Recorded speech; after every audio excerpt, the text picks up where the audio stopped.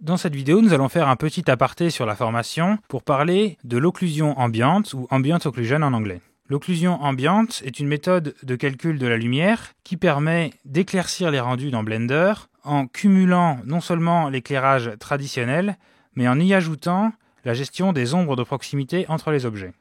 Pour illustrer cela, nous partons du fichier étape29.blend et nous allons sélectionner uniquement dans la vue 3D la pièce et le sol. Nous passons ensuite en vue locale. Je vais fusionner cette vue 3D avec la deuxième pour me libérer de l'espace. De même, je vais agrandir ici et je passe en mode Rendered. Je vois alors que si je vais à l'intérieur de ma pièce, j'ai tout de même un rendu assez sombre. On va faire comme ceci. Je vais maintenant activer l'occlusion ambiante dans les options du monde, des options du World de Blender, menu World, qui représente une petite planète dans la fenêtre des propriétés. Et j'ai ici un onglet Ambient Occlusion que je peux activer.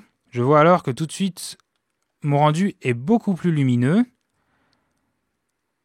Cette option permet d'ajouter donc la prise en compte des ombres de proximité entre les objets. Ce phénomène que l'on voit lorsque l'on rapproche deux objets très proches les uns des autres, c'est que les deux objets vont tout simplement s'assombrir l'un l'autre. Ils vont empêcher la lumière d'entrer dans les petits interstices lorsqu'ils se rapprochent trop, ce qui fait que nous avons moins de lumière au niveau ici par exemple et là, au niveau des angles de la pièce, ou s'il y a des creux, comme on peut le voir derrière les poteaux ici, nous avons des effets d'ombre qui sont mis en valeur. Cela est dû à l'occlusion ambiante. Nous avons deux facteurs. Nous pouvons jouer soit avec le facteur compris entre 0 et 1 pour à 0, nous n'ajoutons pas d'occlusion ambiante. À 1, nous en ajoutons. Du coup, nous éclaircissons le rendu de manière globale. Et nous pouvons jouer avec ce facteur pour définir à partir de quelle distance deux objets commencent à s'assombrir l'un l'autre.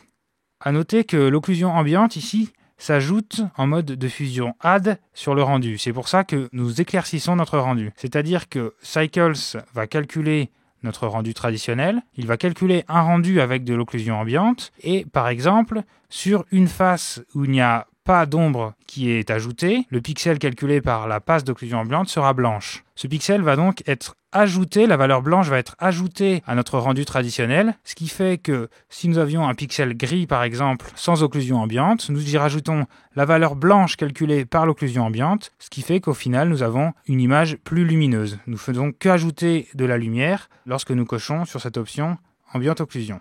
C'est pour ça qu'il faut faire très attention avec cette option, qu'elle est à manipuler avec parcimonie. Elle peut être très pratique pour éclaircir des projets où l'ambiance lumineuse est trop sombre, mais attention, ce n'est pas forcément très réaliste. Il faut donc jouer avec le facteur ici pour définir si nous ajoutons beaucoup ou pas du tout ou très peu d'ambient occlusion à notre scène. Nous verrons dans la suite de la formation que nous pourrons également calculer séparément cette passe d'ambient occlusion et la faire fusionner avec notre rendu original, avec le mode de fusion que nous souhaitons, pas forcément le mode additif. Nous pourrons justement nous servir de la passe d'ambient occlusion pour par exemple assombrir notre image. Nous verrons cela dans la partie post-production de la formation.